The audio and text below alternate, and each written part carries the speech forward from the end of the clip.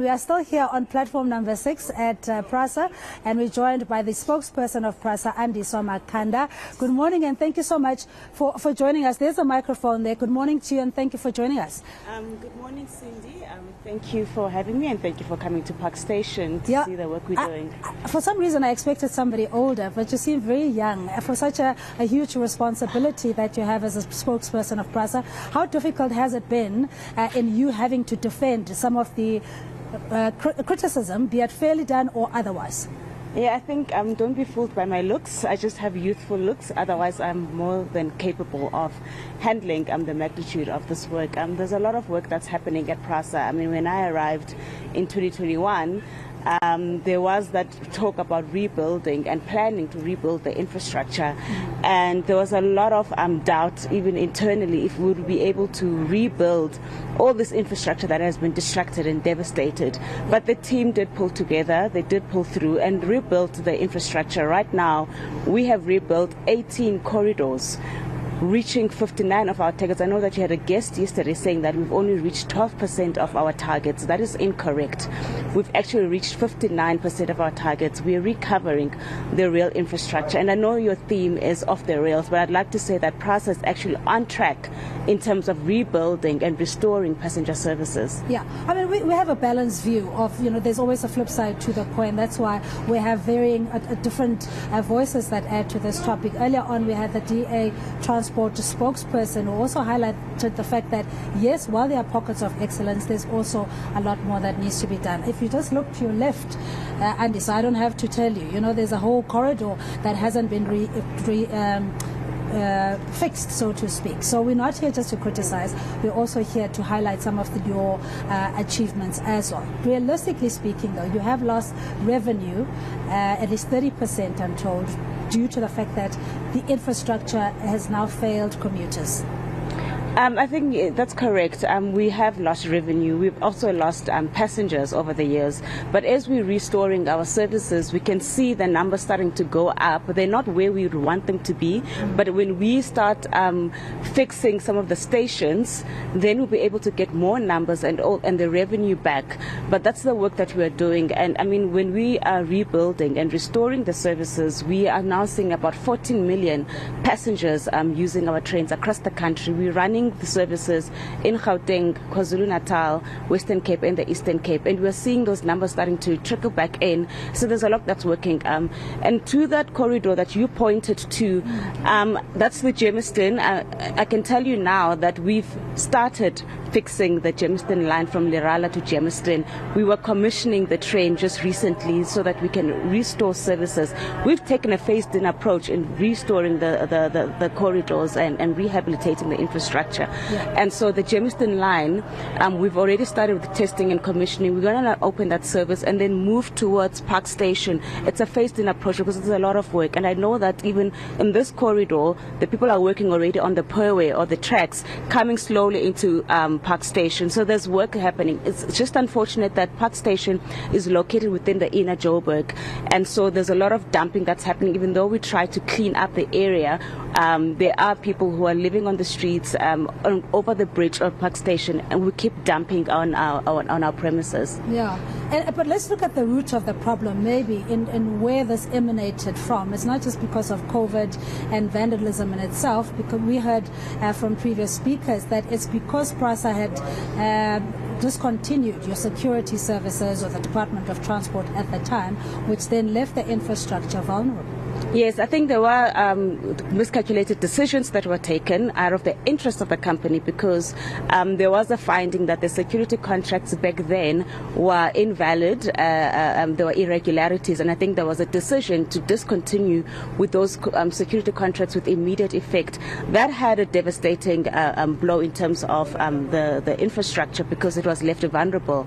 And it didn't help that it happened just months before lockdown, and so when we had lockdown, things just escalated, the vandalism and theft, because one of the key things in protecting the infrastructure is the movement of trains. Because when you have trains moving, it's difficult for criminals to come and target our rail infrastructure. And so that was the context and the background. But what we are doing now is that we are deploying security. We have in-sourced more than 3,100 security. We have contractors helping to safeguard the infrastructure, including the infrastructure that we have restored and brought back.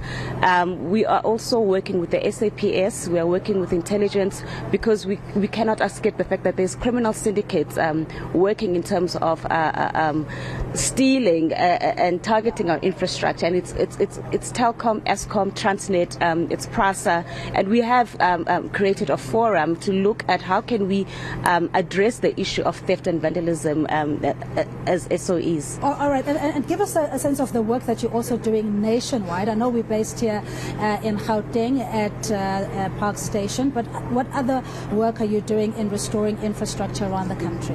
Yes, we are restoring the infrastructure. I think if I could work to go to Cape Town in the Western Cape, a lot of talk was about Central Line, whether will Prasa be able to run trains on the Central Line because of the illegal occupation. I can safely say that we are running trains from Cape Town to Langa, moving all the way to Nyanga. Now we're going to continue with the work to get to Chris Hani and Captain's Clip. We are running trains on the Southern Line in Cape Town. We are running trains on the Northern Line. In KZN, we've also resumed some services on the Cattle Reach line. So there's work that's happening in the country where we're restoring services. In Gauteng, we're running trains, and in Pretoria, we're running trains here in Johannesburg to Naledi, in Soweto. We've taken a phased-in approach because it's a lot of work that needs to be done. But this year, we are focusing on another 14 corridors to restore, which will include your Springs, Randfontein, and all of that, to make sure that we meet the demand for the service, because there is essentially a demand. Yeah, and what makes you passionate about, I mean, it's not a particularly sexy, for lack of a better word, industry. It's brick, mortar, steel. What makes you so passionate about the rail sector, or Prasa in particular? I think for me it's the train and the technology, the machine. The train looks wonderful. It is magnificent. It is quite intriguing when you see this massive beast moving people, when you see even our blue trains. And I think when Prasa said that they are recovering and restoring services that were vandalized, I mean, I'm a citizen of this country, and when you hear of such criminality, when people come and steal from the poor, they didn't steal from Prasa. They were stealing from the poor people who rely on cheap and affordable transportation. And so when Prasa said we are rebuilding, I also wanted to roll up my sleeves and said I want to be part of the work, the solution. I want to come and communicate the work we are doing so that we can instill hope to the people, because the people love the trains. I mean, they cry about paying 50 Rand for using taxis, and they have to choose between transport or buying a packet of tomato or packet of bread. But with our trains, they're able to put back some change back into their pockets, because our trains are very, very affordable, cheap. You can see the people who use our trains. And unfortunately, the biggest critics, the people who criticize and don't want to acknowledge the work that's happening and the role that Prasa plays, are the people who don't use the trains.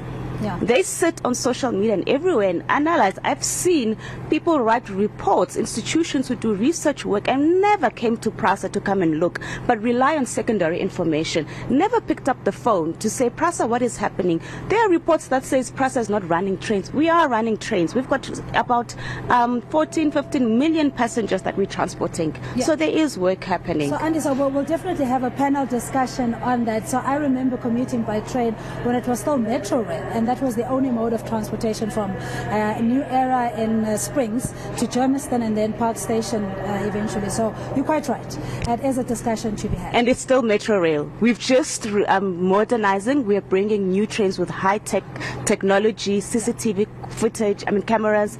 all of that. It's still Metro Rail. We just changed the branding. The yellow and grey trains are still here. Some of them are taken to general overhaul for heavy maintenance, because we know that our fleet was quite old, but we are fixing them.